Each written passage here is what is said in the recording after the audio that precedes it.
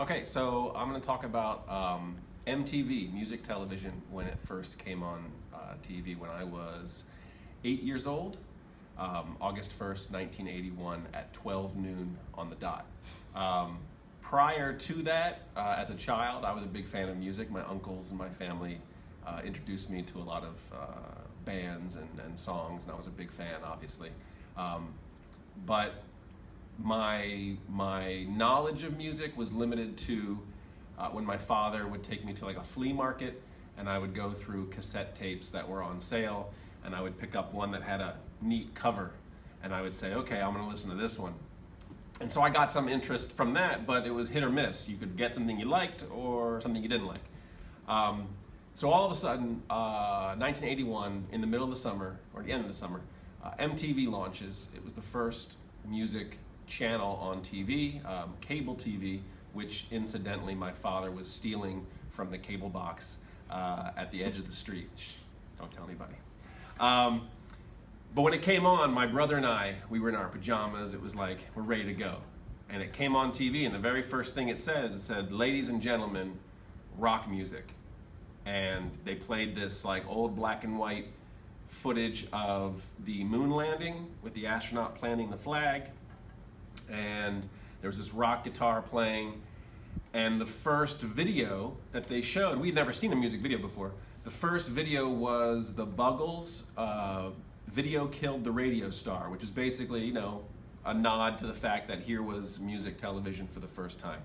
After that, it was Pat Benatar, and then I think Blondie, maybe David Bowie. Anyway, they kept playing music videos, and my brother and I were hooked. Culturally, what I think was important was, from that point forward, my knowledge of music expanded exponentially, because 24 hours a day, 7 days a week, there was a channel you could turn on, and there weren't that many cable channels back then. It wasn't like today. Probably 10 to 15 channels total. But you could turn on the channel and see bands from all over the world that you'd never heard of, that you weren't aware of. And visually, you know, you've seen music videos of Michael Jackson, David Bowie, Rolling Stones, whoever it was, new wave, classic rock, one-hit wonder bands. The music video visually was attractive.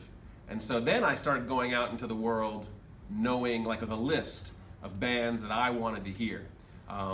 We didn't have the internet, obviously. So all of our music came from what we purchased in record stores or on the radio. And I think MTV not only directly influenced my knowledge of music, but it influenced the music they played on the radio, because people would hear a song on MTV, and they call the radio station and say, we want to hear this song, and then you start hearing that song on the radio. So it sort of played off each other as far as getting the word out about new bands. There were VJs, they're like DJs, but for videos. So there were personalities, young, attractive personalities on the screen who would interview bands, so you could actually see the musicians and see them talk and interact. It wasn't just the videos. As the years went on, things like Live Aid, which was a charity for hunger in Ethiopia. Michael Jackson put it together, I believe, with Quincy Jones. And they had everyone from Bruce Springsteen to Cyndi Lauper to Stevie Wonder, all on stage singing a song, and the proceeds went to fight hunger in Ethiopia. So the MTV sort of managed and produced that. There were live concerts. There was a movie called Fame that came out. It was like a musical, and when that came out, you could watch portions of it on MTV. So it expanded. Still, music television expanded the sorts of things you could see. Pink Floyd's The Wall movie, Beatles' Hard Day's Night, those sort of movies they would show clips of. So again, expanding my own music knowledge and cultural knowledge about music. Later on, it started to, at least for me, it started to influence my interests in comedy and my sense of humor, because late at night, my mom would let me stay up on certain school nights to watch Monty Python Monty Python's Flying Circus, which was a British sketch comedy show, and it came on like at 11 o'clock at night, which is really late for 7th, 8th grader. But I would stay up and watch it, keep my grades good.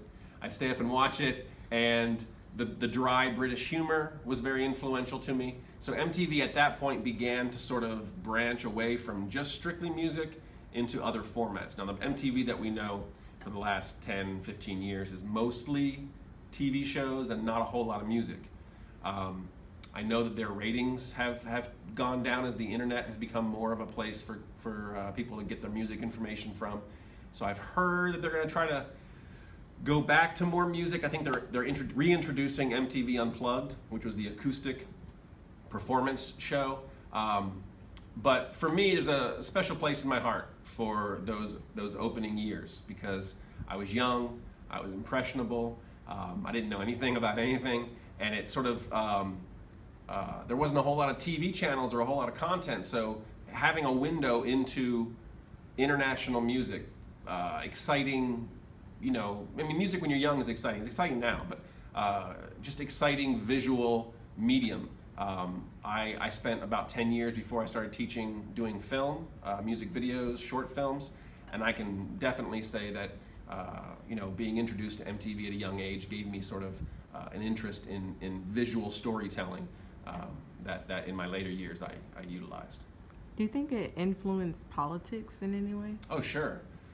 I mean, there were, I think Phil Collins, I want to say Phil Collins had when he was in Genesis, which is a rock group, they had videos that had, during Reagan's presidency, Reagan was president, Margaret Thatcher was prime minister in England, and they had music videos that were very heavy with political overtones, puppets of Reagan and Thatcher doing things, and images of missiles and nuclear explosions and so forth. And back then, as during the Cold War, there was a lot of fear of nuclear war.